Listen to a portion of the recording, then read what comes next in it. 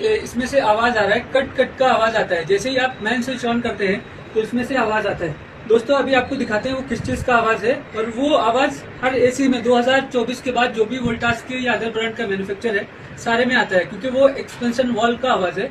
Expansion valve जब भी खुलता है, ओपन होता है, तो वो आवाज आता है, ओपन का आवाज आता है।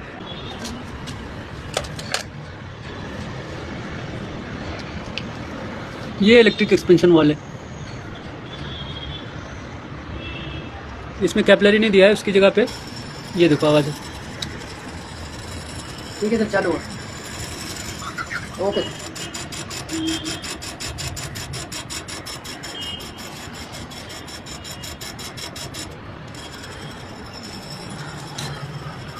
गैस खुलने के बाद, अभी गैस खुल गया, इतनी देर 30 सेकंड तक ही आवाज़ रहता है ये, उसके बाद आपका एसी चालू हो जाता है।